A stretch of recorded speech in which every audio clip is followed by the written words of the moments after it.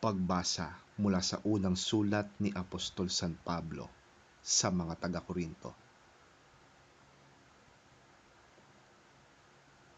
Sapagkat isinugo ako ni Kristo, hindi upang magbautismo, kundi upang mangaral ng magandang balita. Ipinangaral ko nga ito, ngunit hindi sa pamamagitan ng mahusay na pagtatalumpati at karunungan ng tao, nang sa gayon ay hindi mawalan ng kabuluhan ang pagkamatay ni Kristo sa krus. Ang mensahe tungkol sa pagkamatay ni Kristo sa krus ay kahangalan para sa mga taong naliligaw ng landas, ngunit ito'y kapangyarihan ng Diyos para sa ating mga naliligtas. Sapagkat nasusulat, sisirain ko ang karunungan ng marurunong at gagawin kong walang saysay ang katalinuhan ng matatalino. Ano ngayon ang kabuluhan ng marurunong, ng mga tagapagturo ng kautusan, ng mahuhusay na debatista sa kapanahunang ito? Ipinapakita ng Diyos na ang karunungan ng sanlibutan ito ay pawang kahangalan lamang.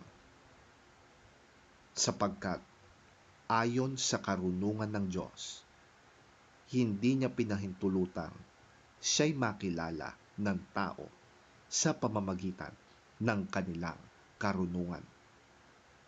Sa halip, minarapat niyang iligtas ang mga nagpapasakop sa kanya sa pamamagitan ng magandang balita na aming ipinapangaral, na sa tingin ng iba'y isang kahangalan.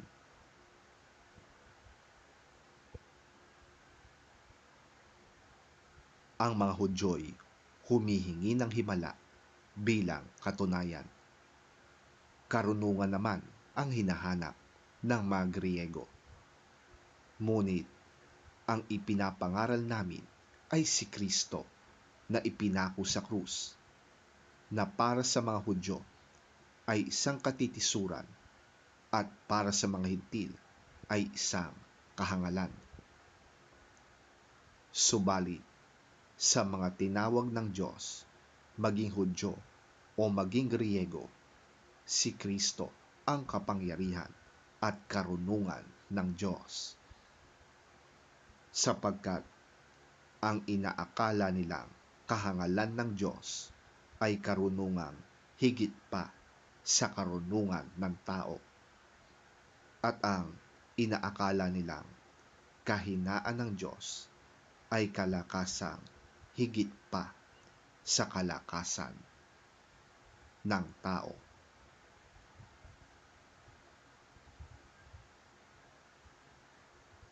Ang salita ng Diyos. Salamat sa Diyos.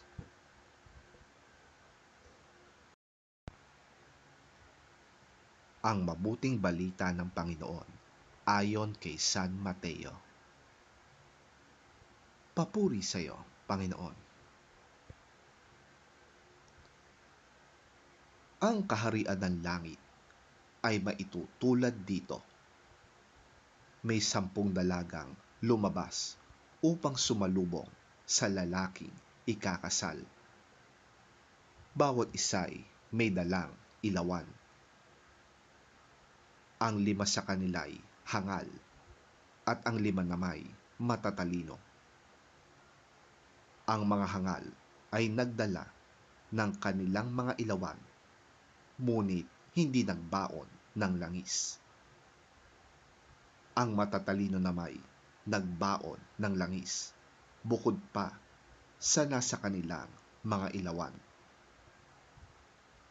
Naantala ang pagdating ng lalaking ikakasal, kaya't inantok at nakatulog sila sa paghihintay. Ngunit nang hating gabi na'y may sumigaw, Narito na ang lalaking ikakasal. Lumabas na kayo upang salubungin siya.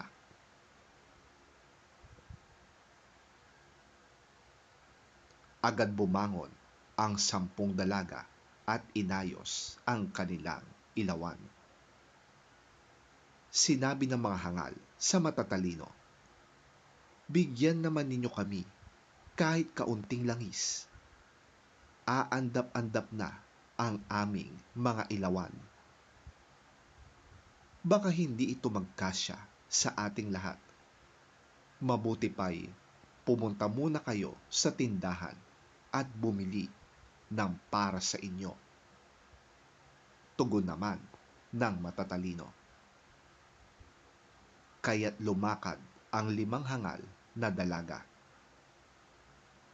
Habang bumibili sila, dumating ang lalaking ikakasal. Ang 5 nakahanda ay kasama niyang pumasok sa kasalan at isinara ang pinto.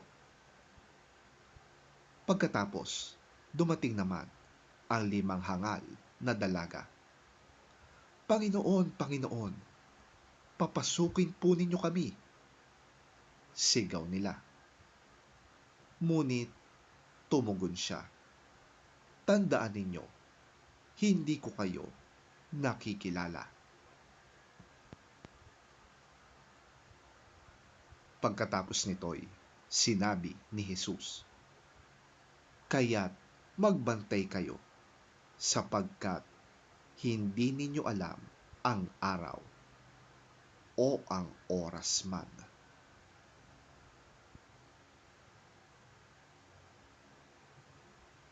Ang mabuting balita ng ating Panginoon. Pinupuri ka namin, Panginoong Hesukristo.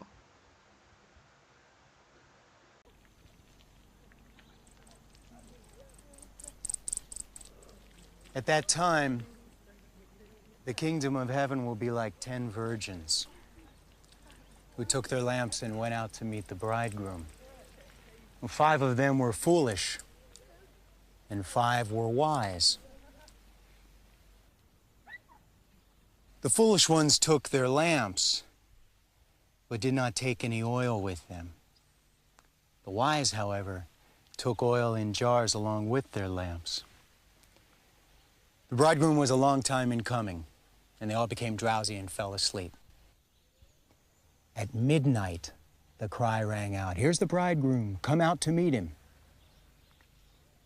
Then all the virgins woke up and trimmed their lamps. The foolish ones said to the wise, "Give us some of your oil, our lamps are going out." "No," they replied, "there may not be enough for both us and you. Instead, go to those who sell oil and buy some for yourselves." But while they were on their way to buy the oil, the bridegroom arrived. The virgins who were ready went in with him to the wedding banquet, and the door was shut. Later the others also came. "Sir, sir," they said, "open the door for us." But he replied, "I tell you the truth, I don't know you."